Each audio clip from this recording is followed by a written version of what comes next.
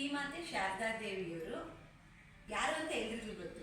ಅವರು ಶ್ರೀರಾಮಕೃಷ್ಣ ಪರಮಹಂಸರ ಧರ್ಮಪತ್ನಿ. ಆದ್ರೂ ಯಾರಿಗೂ ಗೊತ್ತಿರಲ್ಲ ಶ್ರೀಮಾತೆ ಹಿಂಗಿದ್ದಾರೆ ಒಬ್ರು ಅಂತ.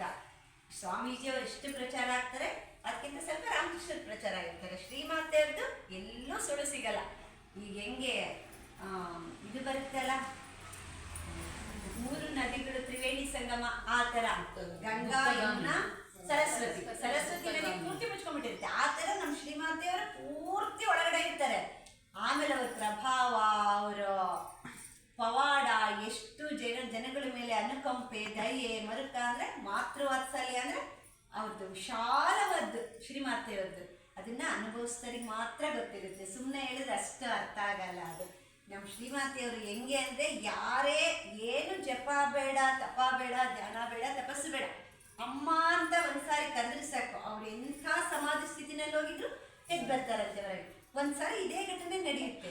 ಅವ್ರು ಪೂರ್ತಿ ಸಮಾಧಿ ಸ್ಥಿತಿಗೆ ಹೋಗ್ಬಿಟ್ಟಿರ್ತಾರೆ. ಯಾರು ಏನು ಮಾಡಿದ್ರು ಅವರು ಒಟ್ಟೆ ಸ್ಟ್ಯಾಚು ತರ ಕೂತ್ಬಿಟ್ಟಿರ್ತಾರೆ. ಎಲ್ಲರೂ ಏನು ಮಾಡ್ತಾರೆ, ಏನು ಮಾಡೋಣ, ಶ್ರೀಮಾತೆ ಬರಬೇಕಲ್ಲ ನಮ್ಗೆ ವಾಪಸ್ ಸಿಗ್ಬೇಕಂದ್ರೆ ಅಮ್ಮ ಅಮ್ಮ ಅಂತ ಕೂಗಿದ ತಕ್ಷಣ ಹಂಗೆ ಮೈ ನವಿರೇಳ್ಬಿಡುತ್ತೆ ಶ್ರೀಮಾತೆ. ನನ್ನ ಮಕ್ಕಳು ಎಲ್ಲೋ ಯಾರೋ ಕೂಗ್ತಾ ಇದ್ದಾರೆ ನನ್ನ ಅನ್ನೋ ಥರ.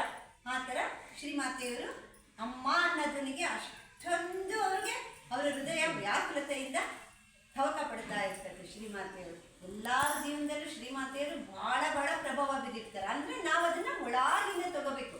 ಸುಮ್ಮನೆ ಅಮ್ಮ ಅಂದ್ರೆ ಬರಲ್ಲ. ನಾವು ಅಷ್ಟು ಒಳಗಿನಿಂದ ಅಮ್ಮ ಅಂತ ಕರೆದ್ರೆ ಶ್ರೀಮಾತೆಯರ ಕೃಪೆ ನಮ್ಗೆ ಯಾವಾಗಲೂ ಇದ್ದೇ ಇರುತ್ತೆ. ನಾವು ಈಗ ಅನುಭವಿಸಿನೂ ನೋಡ್ತೀವಿ, ಮಾಡ್ತಾನೂ ಇದ್ವಿ. ನನಗಂತೂ ನನ್ನ ಜೀವನದಿಂದ ಭಾಳ ಪ್ರಭಾವ ಬಿದ್ದಿರ್ತಾರೆ ಶ್ರೀಮಾತೆಯವರು. ಎಷ್ಟು ಅಂದರೆ ಹೆಜ್ಜೆಗೂ ಅವರೇ ನನಗೆ.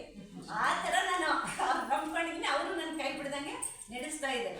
ಎಲ್ಲರಿಗೂ ಶ್ರೀಮಾತೆ ಕೃಪೆ ಸಿಗಲಿ ಅಂತಲೇ ನಾನು ಇದು ಒಂದು ಕಾರ್ಯಕ್ರಮ ಮಾಡಿಸ್ತಿದ್ದಾರೆ. ನಾನೇನು ಮಾಡ್ತಿಲ್ಲ, ಶ್ರೀಮಾತೆನೇ ನನ್ನ ಕಡೆಯಿಂದ ಈಗ ಮಾಡಿಸಿ ಎಲ್ಲ ಜನ ಬಂದು ಸೇರಿ ಮಾಡಿದ್ದಿನ ವಾರ ನಾನು ಬೇಕಾದ್ರೆ ಪ್ರತಿ ಬುಧವಾರ ನನಗೆ ಯಾವುದೇ ಅನಿವಾರ್ಯತೆ ಕೆಲಸ ಬರದೇ ಇರಲಿ.